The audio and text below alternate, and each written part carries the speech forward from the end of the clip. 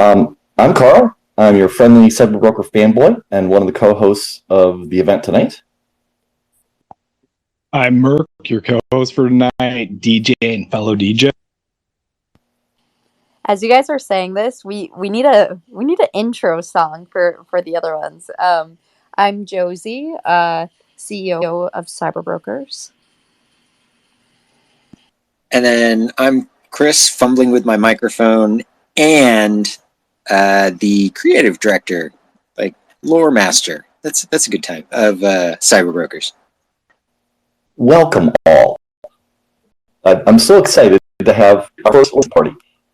This is going to be an opportunity for those that are new to learn more about the lore or storyline that is the foundation of CyberBrokers. For the rest, it's an opportunity to catch up and re-enjoy the richness of the lore chapters. For each event, this is the first in the series. We'll have special guest hosts who will provide commentary, background, and their experiences with the chapters we're covering. After the chapters are done, we're going to listen to the podcast tonight. We're going to switch into community mode. We'll bring up members of the audience who would like to ask us their personal thoughts about the lore. And at the very end, there'll be some quick announcements and then instructions on how to get entered into the giveaway. As a brief intro for this particular one, tonight we're going to go back to the very beginning and play the podcast for Chapter 1, which was released in October of 2021. So thank you to our guest hosts, OG Josie and lore master extraordinaire Chris. Anything else you want to say before we get going? No, I'm just super excited to listen to all these chapters with you guys. I said when I was talking to the Diamond Hand NFT Twitter space the other day that when Chris made these chapters, this chapter 1 that we're going to listen to first, I kid you not, and this sounds so cheesy, and it's probably one of the cheesiest things that I've ever done. I was standing on my bed, practically jumping, reading out loud to my husband with like how in love I was with it. Seeing this project, working on this project for so long and having Chris come along to expand this world and really like create it with words and like these visuals was just insane. So I'm super to be here with Chris and Carl with you guys. Yeah, that was definitely a humbling and fun and a little frustrating experience for me, because I'm reading to Josie and she's just losing her mind about how awesome it is, and part of me is like, oh my god, I love her, thank you so much. But the other part of me is like, no, I need some critique on it. Like what am I missing, and does this phrase sound right? Like I'm looking for criticism. She's like, this is the best thing ever, and it was just the funniest moment for me, because it was awesome, and yet not exactly what I was looking for at the same time. It was so fun. But since then, she's gotten much pickier about things, and now I get really good notes on the things for real. I can't wait, and I'm sure the community is the same way, for comments like that throughout tonight. Just little tidbits of information we haven't heard before, just more color to the story. With that, I think Merk, DJ us up and get us going on Chapter 1. CyberBrokers, how a paradigm shift became the paradigm lost.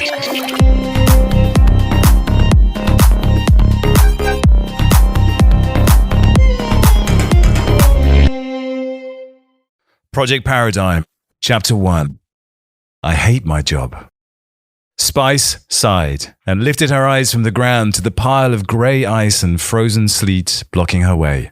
It was her week to clear the snow off the solar drives outside the compound, and as usual, it seemed like the worst storm had waited until it was her turn. Why didn't the snows ever come around during Sybil's week? Resigned and eager to get back to her rig, Spice snatched up a broom, gripping it like a spear in her mitten-wrapped hands, and jabbed the plastic end at the packed snow blocking the doorway. Even having their entrance sheltered beneath a low overhang never seemed to help much with the drifts, especially after a bad storm. Chunks chipped away with each stab, and soon a hole large enough to crawl through manifested. Bright sunshine poured in from the opening, accompanied by the whistle of bitter cold. After tossing the broom outside, Spice pulled herself out through the dark tunnel and into the crisp morning air. Damn, it was cold.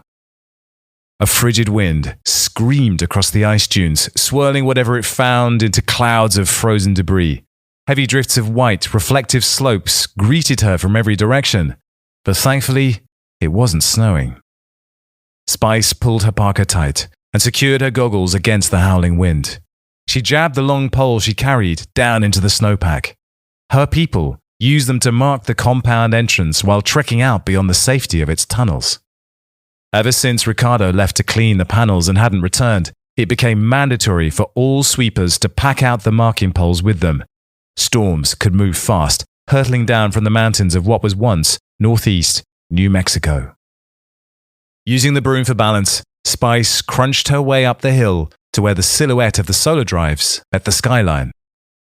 In theory, nothing showed visible against the jagged white cliffs.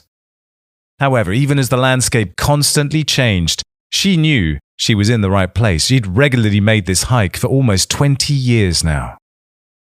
The large machines came into view as Spice crested the ridge.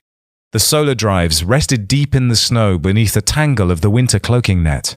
White and grey camouflage strips making up the netting partially blocked the sun, dropping the solar power production to about 70%. However, 70% efficiency was a lot better than 100% efficiency, but coupled with the chance of a hostile scanning drone from a distant tribe potentially spotting them from overhead. Firebombed solar drives, blown into scattered fragments, tended to have a 0% production rate. A quick glance to the sky and Spice crawled beneath one of the cloaking nets. Now, she too was shielded from both heat and optical scanners. It was safe to start work. Visual inspection of the area revealed what she'd expected. No one had been out here since the snowstorm last night. Satisfied, she broomed off the solar array and the massive tank-like treads of the drive, cleaned and oiled the sprocket assemblies, and checked the terminals connecting the thick power cables running towards the exhaust ports of the compound. With this T6849 solar drive checking out complete, she had only 13 more to go before she could head back. Spice needed to move fast and get the rest cleaned off before peak solar collection hours. Not to mention, she needed to finish before she was allowed to scuttle home to the warmth of the tunnels and strap into her TPL rig. She checked her parka ties again and slipped out from under the netting. Almost 4 hours later, she trudged, physically exhausted and half frozen, back down the slope towards her marker. Hopefully, it wouldn't snow again tonight, and tomorrow would only need to be a 45-minute excursion. Spice slid back through the ice hole and slammed the outer door shut, sticking her tongue out in the process, taunting the cold and misery beyond. She was done with physical work for the day, and it was time to power up some fun. Sweat dripped from her forehead as she stripped off the heavy parka and goggles. She hung the cold weather gear on a peg in the dressing room. Floor grates clanged, shaking condensation free as she stomped across. The snow slid from her boots and drained out, collecting somewhere below as more raw material for the electrolysis engines powering the compound's life support systems. So that's our first glimpse of the Paradigm Lost, or TPL. Spice in her compound, what our world has become, and all sorts of rich lore. Chris, what can you share about how this got created and how we started there? Yeah. So what I really like, my goal here, well, first of all, you'll notice as Robin's reading it, or Supermassive, like he's reading it, right? And aside from him having an amazing voice to read this, and I love the the Robinisms he puts in there, right? Where everything is like deep rhyming cadence with his sense of drama that he adds. Because as you'll notice, like when I write, I like to add lots of bits of internal rhyme, right? So bright, white, ice, like they have that strong I, like the internal rhyme. So you'll as you're looking through all of my stuff, I'll slip in like these brief moments of heavy visualization around internal, like it all kind of layers together. And that's just one of my fun things that I love to do. But the main piece of this part of the first chapter, right, was we wanted to explain how, you know, the world has gone to hell. It's like a snowpocalypse thing. But the more interesting piece that I wanted to contrast was when she's outside in the snow, it's this blistering, frigid, cold, everything is white and snowy and obscured and just like frozen. And then she goes inside and the visuals swap, right? I mean, it's just text, but the visuals swap to like kind of a hot, steamy, drippy, you know, and the goal was to make the reader sort of feel that transition going back and forth. And then one last little thing, like something that most people don't notice or don't remember or just like glide right by is this bit that he just read is the only piece in the lore where we talk about what spice actually looks like. And we only do that in the sense of, it says that she's been doing this job for, 20 years, right? Which, if you kind of think through that, she's been sweeping off solar drives for 20 years. Like, what was her job before that? Like, how old is Spice? She's actually like a 40-something-year-old lady, right? Like, she's not, I'm sure everybody's mental image in the head is cyberpunk fighter girl, right? But this, like, she's actually, a middle-aged, in the real world, she's like a middle-aged kind of boring woman, right? But nobody really knows that. That's amazing, because we actually had that discussion in Spaces not too long ago about and the post when they were talking about the post and she was remembering things that kind of added to the age thing, because and they were quite a while ago. Exactly. Yep. Okay. The other question I had about this particular one, will we ever see a picture of Spice? I think so, because we have Lady Diamond Hands actually like pulled together sort of an AI generated picture of Spice, which now, but it, like, I'm sure something will slip out at some point. Like we could see a picture of Spice. I'm sure we can make that happen. Anything, Josie, before we start back up? We can start back up. Okay. Merc, bring us back to the lore, please. Spice wrestled open the heavy door, securing the damp corridors of stone and steel. Her footsteps echoed off the slate-colored walls as she walked, the sound punctuated by the occasional plop of condensed vapor. She had stripped down to her usual wicking tank top and shorts, but it was still warm and sticky. Come to find out, running all of the collective electronic equipment inside narrow, confined spaces produced a lot of heat. Heat that did a pretty solid job of melting snow.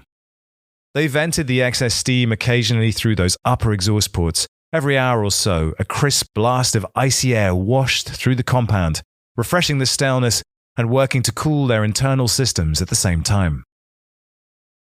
Spice rounded a sharp corner and tugged open the door to her coffin. In this world of chaos, this was her small chunk of calm. No bigger than 4 square meters, her room was sparsely decorated, but its austere appearance didn't matter. When you spent most of your time in TPL, it didn't really matter what your physical room looked like. After closing and barring her door, she reached under her cot and pulled out her harness. The hardware wired to her TPL rig nearly filled the entire space beneath her bed. Grinning, she slid into her sweat-stained tech vest and strapped on the headgear.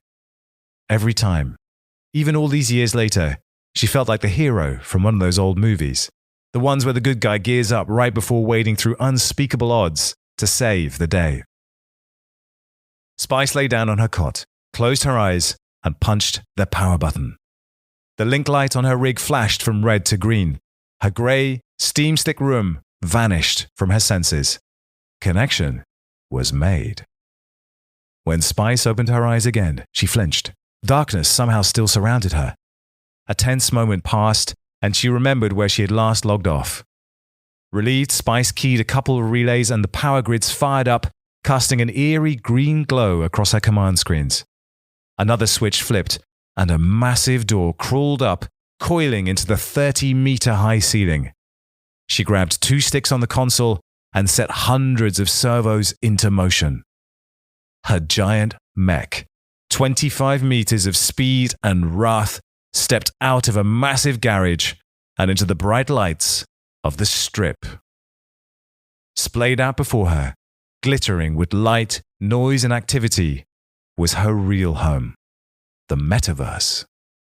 Pink and purple neon lanced across electronic billboards and translucent holograms. Hovercars raced alongside glitch-white ghosts.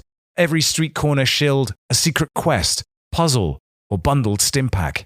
To her left, 2 kaiju battled in the middle of Marvel Park. To her right, the entire Foster building fired its rocket boosters and launched into space. She may have been a nobody back in the physical world, huddled in dark, sweaty tunnels. But here among the madness, she was Mech Pilot Spice, Alpha Command 10. And she was a badass.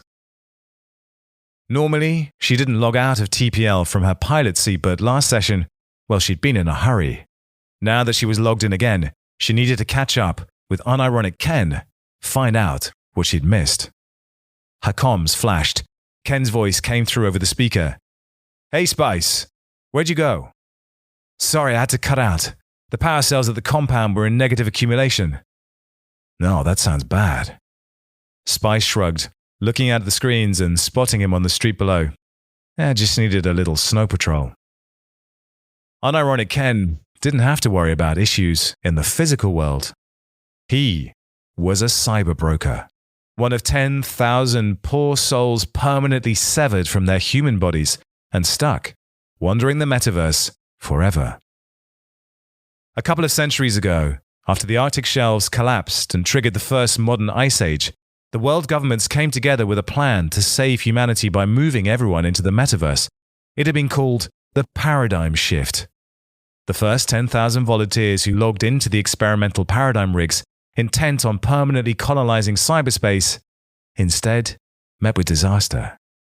As we discovered, there are limits to how much neurological dissonance the human psyche could handle. Like his fellow cyberbrokers, unironic Ken's body was somewhere in a government facility, cryogenically frozen while they waited for technology to advance enough to restore them to their bodies. That was 200 years ago. Instead, humanity had been applying its vast combined intellect toward making and selling more efficient JPEGs. It was kind of depressing, really. What have I missed? Spice didn't like to dwell on the physical world too much with Ken. "Oh, my spicy little meatball. You missed everything." "Really?" Had he been anyone else, she'd have stomped him to bites with a steel-reinforced mech boot. No one called her meatball anymore.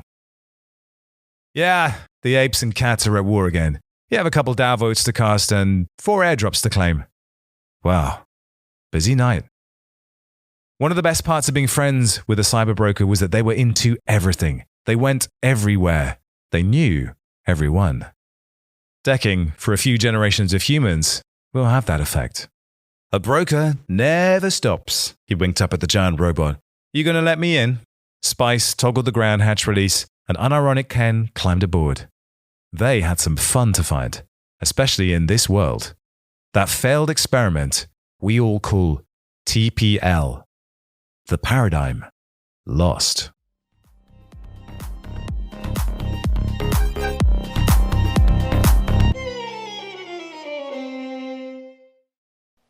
Okay, So much in there. Spice in the real world, spice in the TPL. The definition of what cyberbrokers are. MEX, our first broker, unironic Ken. How did all that get packed into a single chapter? Right? I was just sitting here talking about or thinking about that, like how, because that was the goal, is to smash all of that exposition basically into it, but make it interesting. And so I leaned on, again, like a lot of visual stuff, and the introduction of Ken, and sort of like why she's logged in the mech, and he's there saying, hey, giving her a list of, like, their interaction in there left open a spot for me to sort of wedge in a little bit about her, feeling sorry for him because he's stuck in time, and this is why he's stuck in TPL all the time, right? It just, like, it gave me a little bit of a room to introduce that whole concept, right? Yes. Sorry, Oh. Josie. Yeah, Josie was going to say something. I was just gonna say that, like, or listening to this again after so long, it makes me also remember when I first read this, and like you were just saying, like all those things Chris was able to pack in. One of the birth of Chris is that I'm not. I wish I was, but like growing up, I was not like an avid reader, and I haven't read a ton of things. But when I read what he wrote, I could visualize it immediately, which was really just something that was so cool that I'm not used to experiencing. But then also, it was really funny because I was reading these names and I was like, unironic Ken, like, okay, that's a weird name. Like spicy meatball, but she goes by Spice for short. Okay, also very, very weird. And he's like, when we're thinking about these like futuristic, like I'm thinking of these like Ready Player One and like sci-fi names, and I'm like, doesn't fit that at all. Like Ken is a really normal name, and then unironic Ken, it's just like turns it a bit bizarre. But then it was really cool because I learned to love those characters with that first chapter. And of course, like Chris went on to like helping us with our entire naming mechanics for our cyberbrokers, which give us those really unique, like descriptive names that are like Josie, right? Like it gives you so much more about the character. So this was sort of like my introduction to his mind in that way, and I really obviously love the way that turned out. So yeah, it was definitely super fun just bumping into the naming stuff, because that was for sure a team effort. Lots of it, like I pulled some stuff. My wife pulled a bunch of stuff. Brooke pulled stuff. We went through, remixed. It took like a bunch of cuts to kind of get the basic names and pieces and the patterns and what. But all of it was built off of this basically unironic Ken, right? That name just popped into my head, really, and from there it was just off and running. I'm like, oh my god, this describes this guy perfectly, because he's the dude that everybody knows who does things unironically or ironically, or he's unironically ironic. It's just, I don't know. It was to build the entire CyberBrokers name off of that first name that just popped in my head. yeah, and then you hand selected the cyberbroker that you wanted to represent ironic Ken, which was also really cool because the name came broker. I forgot about that. You're right. Yeah, because when we were making him, we used a random algorithm, but we curated it afterwards, right? So every single cyberbroker was touched by one of the team to make sure that we liked it. All 10,000 of them, 10,001 technically. And when it came up, when unironic Ken's name came up, I specifically went. There was no randomization to it. I specifically went and was like, "This is what click Ken click looks like. Click, right?" And I'm like, "There we go. That's him." So that was super fun. I did that with a couple with Zinc too, right? But we haven't met Zinc yet, so spoilers. And then like I can walk through, like as that was playing, I made a few notes of fun things that we can talk to. Do we have time, or can I Go ahead. Yeah. mention? Okay, like these might be kind of fun things. So you'll notice throughout the IRL stuff, we like to add in these kind of technical but seem plausible features for the future, right? Like, so for example, when she's underground and the cool air flushes the tunnels, right? And so that there's, like, in my head, I'm just like, oh, we've got all this cold air upstairs, so we might as well, open vents and let everything flush out, because then it, replenishes oxygen. It also like acts as a cooling agent for all the things. Like, so in my head, I'm stacking together all of these fun benefits to having cold weather everywhere. The snow melting for water, and then a water electrolysis thing that kind of like does like I basically was just building all of these weird what would the technology of a to.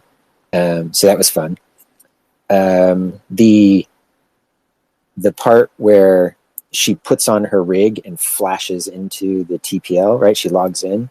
That whole scene right there took so much editing, because getting it to feel like it was, she closed her eyes and opened them and was in the TPL, like getting that whole like login sequence, because you're doing this without visuals, right? I don't have a TV that I can show like the Matrix zooming through it online or something, right? So like getting that transition to roll, like it made sense instead of just confuse the hell out of everybody, was really hard.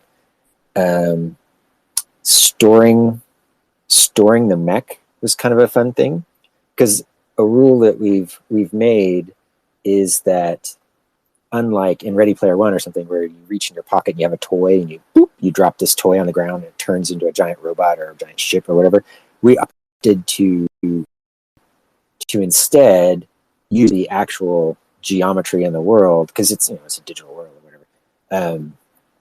But we decided that the scarcity of space, because this is kind of a blockchain thing, right? Like you think about Decentraland, and your square footage on your land matters, right? These things matter. The actual mass and volume of a thing matters.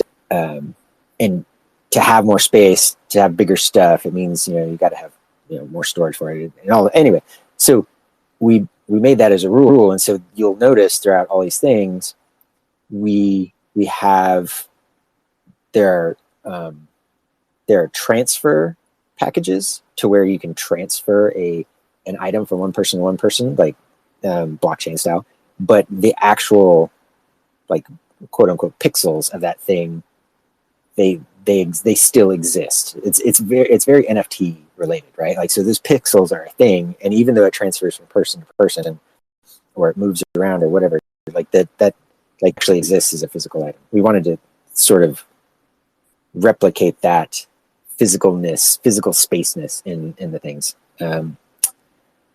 The fun part when she logs in, right? So that's where we're at, and she like this cool scene. She steps out of this giant mech or whatever. Like, I wanted that whole scene to be this just packed with visual stuff. Like, I wanted to blow everybody's minds with just wildly crazy thing. I'm sitting, what is crazy? A building that it's really a rocket ship. That's like, I was just stretching out like a jillion different crazy ideas of wild stuff.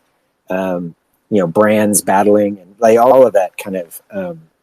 I wanted to pack that into like a single paragraph so that it illustrated just how diverse and crazy it is now. Because you go from this cold, austere environment to a hot, steamy, sweaty, minimal, austere, to this explosion of light and noise and color and crazy, right? So that whole transition as you go through this first chapter is completely intentional.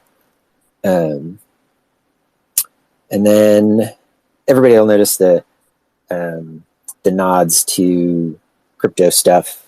Like, it's throughout everything, crypto and video games. It's basically the environment we built was advanced crypto blockchain stuff plus video games. So throughout all the stories, we'll sprinkle in things about pixels, or especially like some of the different brokers have different abilities to affect the world, and the way they affect the world is the same way like a game designer would go in or not a game designer, but like a technical artist would go in and update like pieces of an MMO or something, right? It's like they'd increase texture resolution, or they'd knock down some vertices. Like I tried to sprinkle all of that in there because A, it sounds this is high tech and fancy, and B, the folks that kind of are familiar with the concept of like displacement maps or whatever, like they will be like, oh hey, that's a real thing, and it's really like little Easter eggs for those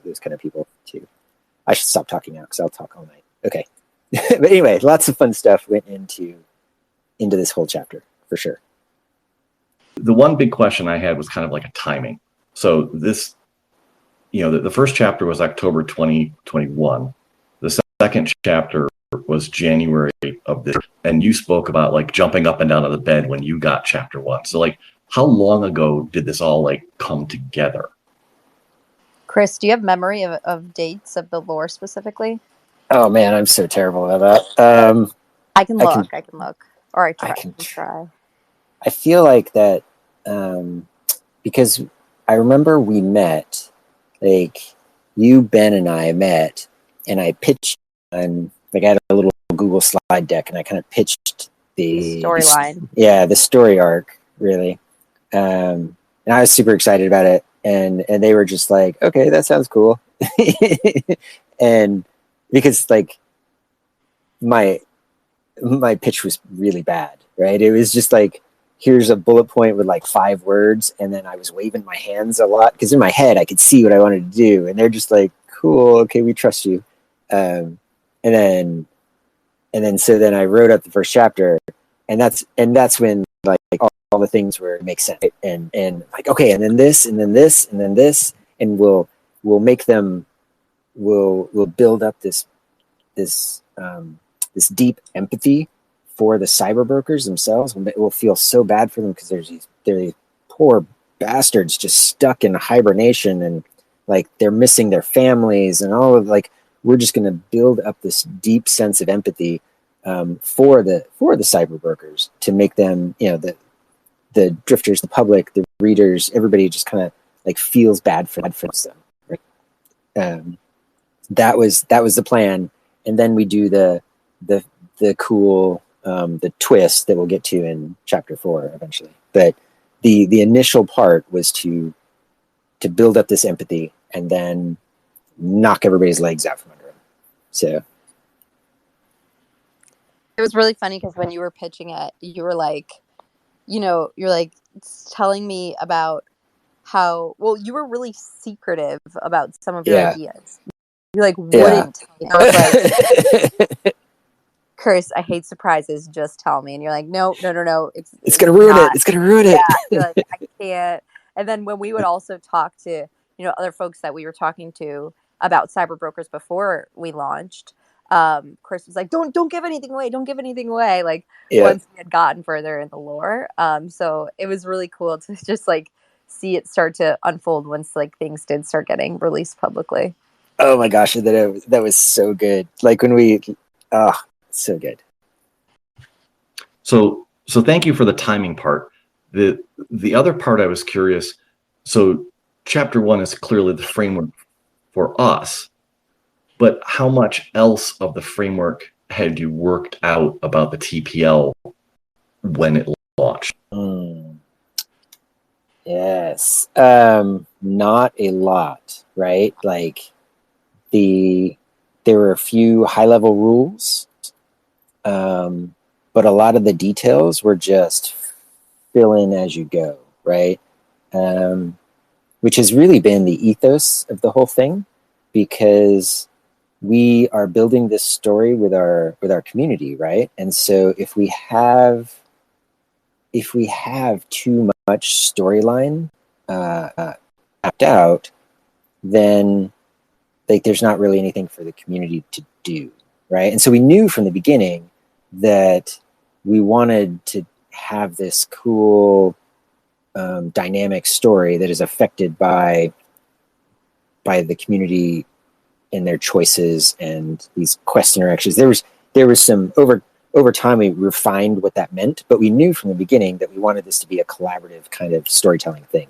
And so just because of all that, I couldn't, right?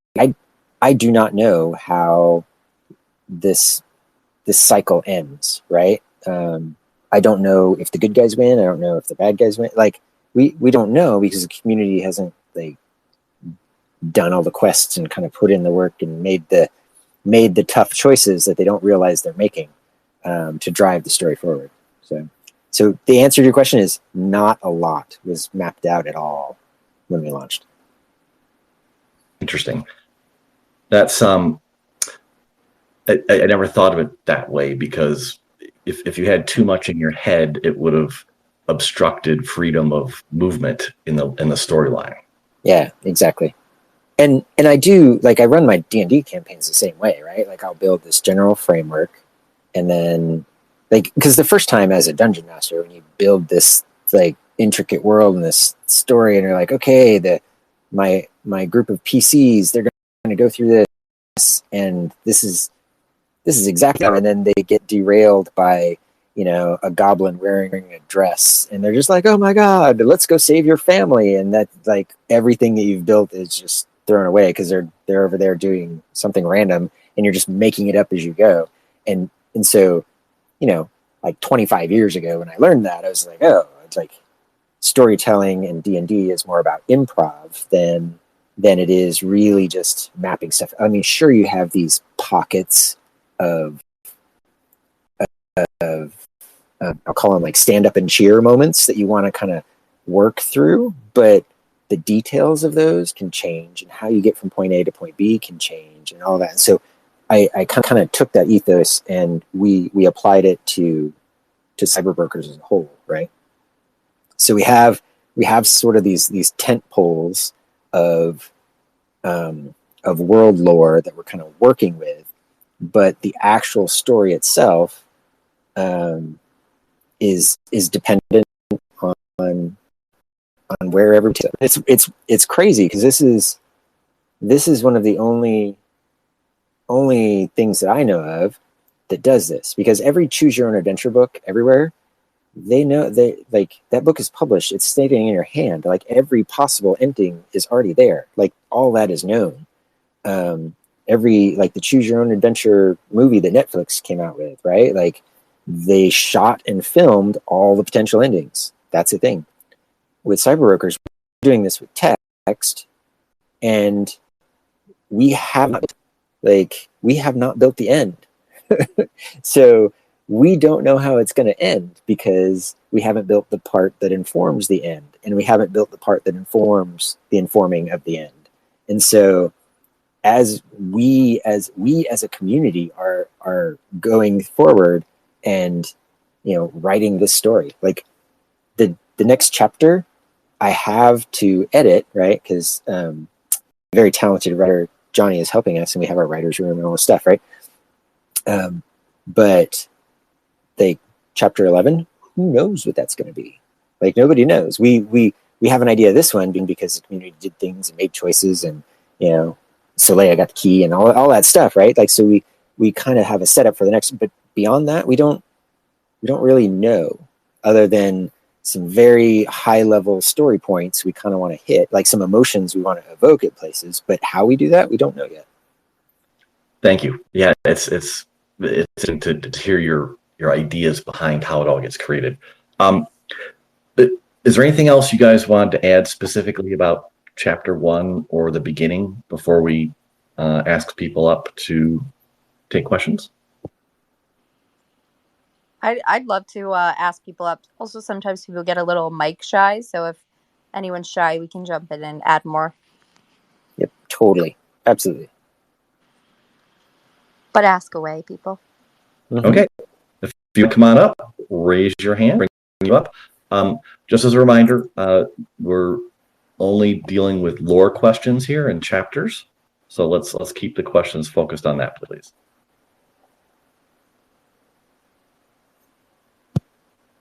Or you can also post in Discord if you like. There's another good idea. Anyone with any questions?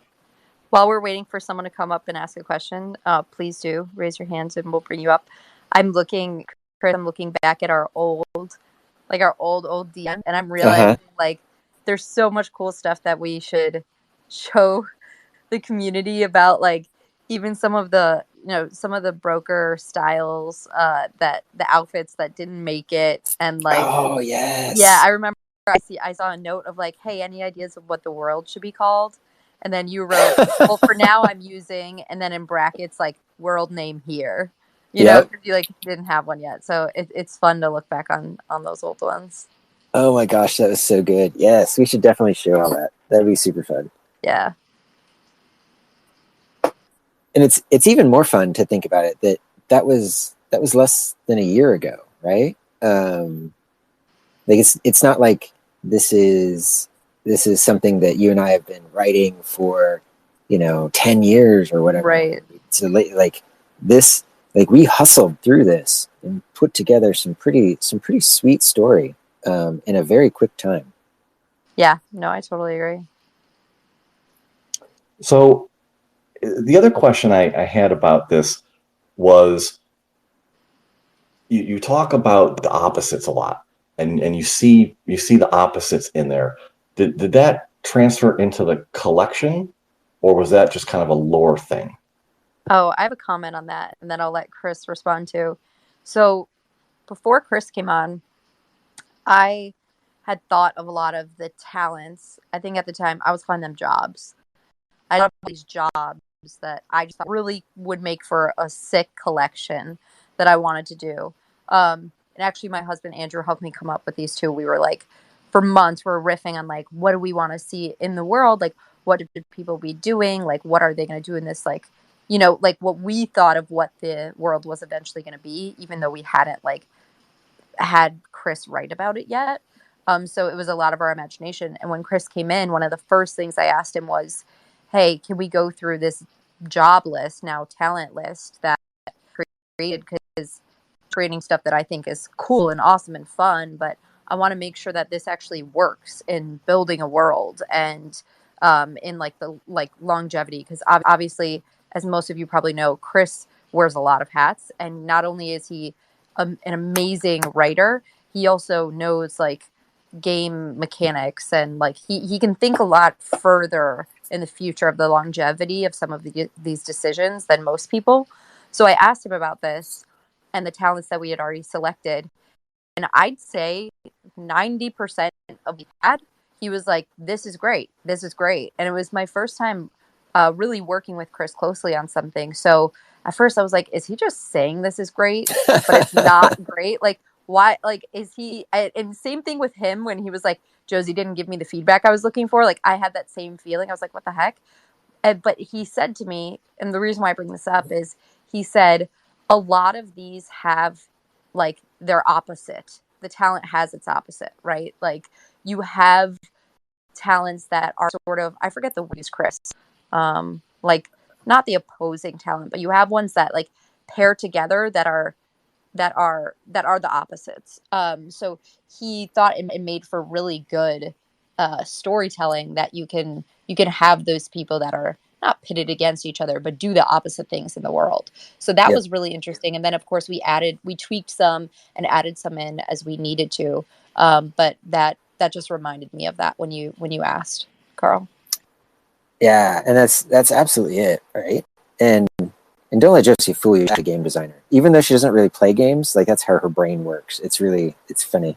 We had a call today that was on a completely different thing, and she was just designing a game right there. And I'm like, yes, that's exactly it. Yes, that's exactly it.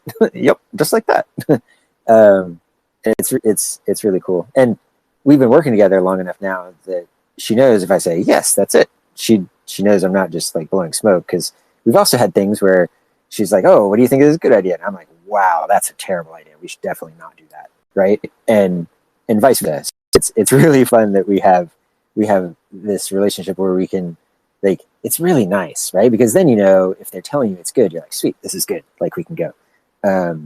So that's a really important thing. Just if you guys are working with, doing creative endeavors with, teammates or whatever, like, just, like, if you don't like something, I mean, be nice about it, but like, if they're asking your opinion on something creative and you don't really like it, don't tell them you like it, like, because they will think that, you actually do, and it's actually good. That's like, but anyway, the opposite thing. Yes. So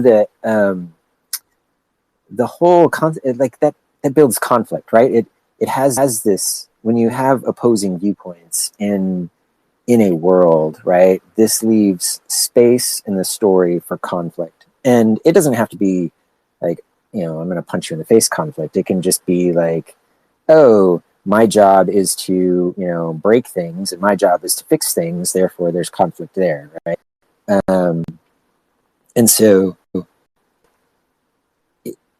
it adds this area, and as long as we have different pockets of conflict, right? So we have the, like, the nuns and the demons and the cultists that are kind of on one thing, and then you have over here, you have the difference between politicians and rats, and like in the interplay there between, like, order and chaos, right? Like, so we've got fact and faith, right?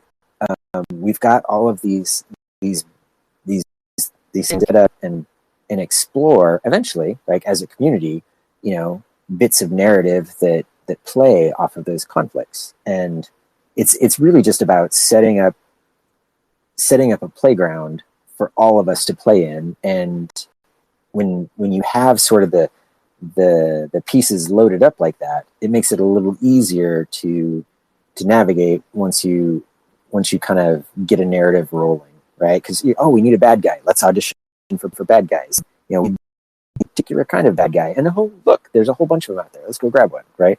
It just makes for good good components to build a story with, really. And that's a good point. Again, I go back to the timing just because I remember reading chapter 1 and then waiting for 3 months for, what happened next. And thank God chapter 1 wasn't a cliffhanger like recent chapters, because that would have been painful. But when you describe the talent, forget that the lore is a lot more than just the chapters. And, chapter 1 certainly, started the lore, but the lore exists in the talents. It exists in the traits. It exists in a whole bunch of other stuff, not just the chapters. So it was, as you were creating chapter 1, you had to be also creating all those talents and traits and everything at the same time, right? Yep, exactly. Yeah. And yeah, that list that Josie came to me with, it was read because it had that inherent conflict, and it covered a lot of, because she approached it as jobs, which was probably the best thing to do, because then you could look at it from, a 30,000 foot economy view and what jobs would happen and all these things. And so really, I just needed to go in and tweak a little things and kind of like group stuff together, and just like, it was a bunch of minor edits to get all of that together, because the bones of it were ready. And like I said, once you have the bones ready, then we can tell the story. We introduce the world. We have this crazy, so that's the context setting for all of this. And then the story actually starts moving once chapter 2 hits, right? Because, and that's why it took so long, is because we were still kind of solidifying a lot of that, like, what are the talents? Who can we talk about? Do we have real people? Like, because we were still building all that, right? Yeah, so I'm on the talents. I'm curious, did you end up with a list of more than 51 talents and you had to pick, or did 51 just kind of fit naturally? It was, we had, I want to say there were 48, but we knew, like, the vibe of a couple, and then we were like, well, we don't really, like, there were some that we cut. I remember cutting them. And there were some that I like. It was really Yeah. hard for me to get inspiration for. Like, you remember which one was really hard for me? Talent. One of the like jobs, which isn't a real job, but I had put in there like, we need a villain. And Oh yeah. that one was so hard for me to like to riff on for some reason. Like, I can't even tell you. Like, I went through ideas and iterations. I'm like, dude, and I would just take inspiration from shows I was watching or whatever it was. I was like, dude, what if we do? I was like, hear me out, guys. I know it's weird. What if we do little kids, like little kids as the villains? And then like I forget what the response was, but they're like, okay, like what is the goal of this collection? Like, will that be a bit like too off brand? Like, you know what I mean? And also I was pregnant at the time, like really pregnant at the time. And I'm like, why am I thinking of like villainous like little kids? I remember that. That was so good. And so like we went through a lot of iterations for some of them were just total most of them were like no brainers. This is gonna be awesome. This is gonna be sick. And there were some that I personally like struggled with the art. And I really counted on Chris to help me figure out what those should be, because he was, building this world and could help understand like build the narrative around the character. So it was really great to have that like teamwork to figure those out. Yeah, like the hollows were ones that you were struggling with. I remember that. You couldn't find a look that you liked. Yeah, that one which I was is really awesome. struggling with the art, and then some I was really struggling with like even inspiration The concept. of how to get anywhere. Yeah, the concept. Yeah, it was fun. Like the hollows turned out so nice though, and the ad buddy was a late one too. Yeah, for sure. Also, do you guys remember, if you guys have questions, definitely pop up. If not, we just apparently Chris and I just love to hear each other talk. So. Each other talk, right? We're reminiscing. We're like, oh man, this is so good. Yeah. That's like I'm helping ask questions that I think they want to hear. So even though they're not stepping up, we'll see if we can get them some information. All right. Because Brooks said, "Spill the." So let me ask kind of the last pointed question, because it's getting close to an hour. Are there any inspirations in that first chapter or the talents that came from other places that you'd like to share? Like, obviously the kitties and, stuff like that. Sure. Yeah. Like, so, the world in general has heavy inspiration from things like, Neuromancer and Ready Player One and The Matrix and sort of the second world, cyberpunky kind of things. So that piece is definitely heavily inspired, crypto and video games, that kind of stuff. Side note, a really interesting thing that we have to deal with in the writer's room, like as a group, like, because it's a difficult thing for us all to wrap our heads around, is our anachronistic things, meaning, because if you're in a virtual world, your body doesn't need, in the virtual world, doesn't need to eat, for example. Your body doesn't sleep in the virtual world, because that's stuff you do in the real world, right? So you log in, you're in for 8 hours. You're not like externally, that's where you're getting your nutrition, because that's where your actual physical body is. So inside the real world, we're like, oh, what does that do for restaurants, right? I don't know. Like, how does that work? Do we need, like, because we can just delete trash, right? Like it does this weird thing to the service economy kind of comes to the forefront, right? And so we deal with a lot of those kind of weird issues when it comes to, like, when we're writing the stories. But inspiration for the talents, that was really mostly about getting Josie unstuck, because a lot of them she had, really crisp ideas on, and this is a cool thing.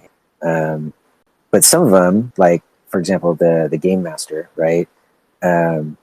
We're struggling with what that was, and so we dipped in the well to the Hunger Games, right? Where, because they've got the game master or whatever, and so if you think about it, he kind of has that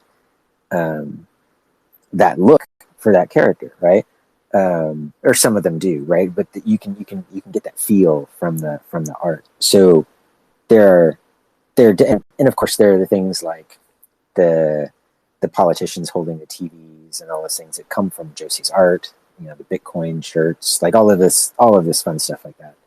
And the Dreamer, you told me about the movie. Oh with, yeah, Robin Williams. that's a good one. Yeah, What Dreams May Come, like that, and the like the heavy, thick splashes of color and the ribbons of paint and all of that stuff. So you can feel that in the Dreamers, right? When you look at them. I think Sheeple was another thing that we were. Sheeple is what we came up with when I was really stuck on villain, because we were like, okay, what is the villain in this world? And then I was so stuck, and then I had this idea, and I said to Chris, what about big corporations? Like, is this more like less about like like one villainous person and more about like the corporate eye, like watching you in TPL? And this is sort of where we started the conversation of Sheeple, right? Of the followers and spreading that sort of like big corporate speak and just like being followers of that. So that was a fun one to finally figure out. Yeah, that's cool. Okay, thank you so much. I'm hoping everyone else is loving the little tidbits that are coming out, and some more details about individual talents, and you know how the chapters kind of came together. And, thank you both for taking the time to do this. I know schedules are tough, and to have both of you here at the same time, you know, with that riff back and forth, was just precious. Yay! Yeah, it's really busy. Yep. Oh, sorry. I was just gonna say this has been fabulous, and I want to like probably on an ending note for me is how important it is that everything that CyberBrokers does is intentional, right? And from the different ways you can cut the entire collection by rarity. Like it depends on what you're looking for. Like everything from that down to the lore, down to the direction, like all the cool unannounced stuff that we're working on, like everything that we're doing is done with intent. And it's like, it is really a differentiator when it comes to like our team. Like we are so thoughtful about all the things, even though we're moving really fast, we are still like, this is what we need to do. This is what we need to do. This is why, right? It's always about, this is why we're doing this. So that's probably the big takeaway for me. Cool. I'll do a quick just announcements here, and then I'll let each of you, you know, if you want, have some final words, and then I'll move into the giveaway instructions, and we'll close out. So for announcements, the next day or two, we're going to ask when next one of these is. So there will be a series leading through all the chapters to catch us up. Each Thursday at 2 p.m. and 9 p.m. Eastern are generic community spaces. Merck and I hop into Twitter, talk about various stuff. We need you there to keep us off of mechanomics discussions, because that's where we tend to go. But anyone can join and speak.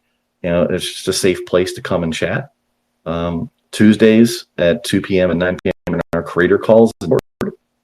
That's a place where if you have an idea about something you think would be great for CyberBrokers, or you're a builder, bring it on in. We share ideas. We can help find people to work on projects. You can get updates on what other projects are going on. And you can also ask any specific questions you have about the community fund or the submission process. So I encourage everyone, Tuesdays, Thursdays, 2 p.m., 9 p.m. Eastern, pop them on your calendars, because special events like this, we're potentially going to use them just knows where they are. We are going to alternate time slots for these for future listening parties to make sure that, you know, we can get everyone in the world to have a chance to participate. And then lastly, each week before Monday noon, there'll be that week's events posted in Discord. So if you haven't seen it yet, in Discord, there's a new little events button up near the top, and you can see all the events for the week there.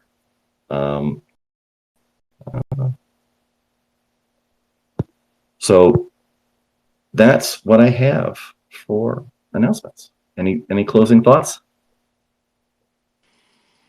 Nothing in particular. I'm really excited that you guys are all here and checking out the story with us and just either listening to it for the first time or re-listening or rereading with us.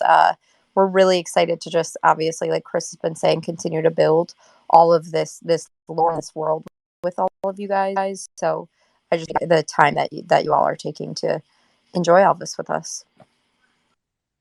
Yes, absolutely. It has been fabulous, a fabulous journey so far with everybody. And I feel like we're a big family, like one big giant team, just making this story as we go. And it is so much fun. And it's why we're here, right? Because this is just cool. This is really cool. Okay. And if you do have any comments about the format or things you think we could do a little differently, pop it into Discord. We're always in there listening. Thank you so much, Carl, especially for hosting. Yes. And Mark as well. You guys were awesome hosts and DJs, so I appreciate it, and I'm super excited to do more of these with you. Yeah, this is such a cool idea. Like, this is so cool. I love everything about it. And yeah, on that note, in addition to thanking you two so much, your time's precious, and the people here love this type of interaction. I want to shout out to Merck, the technical genius, who, other than internet connection issues, figured out how to get podcasts in here. Yeah. And a shout out to J-Tob, who's been bugging me about this listening party idea for a while as well. So thank you both. With that, I think we're good for the night. Awesome. Thank you so much, everybody. Good night, Thank you. guys. Thanks. See you next time. Good night.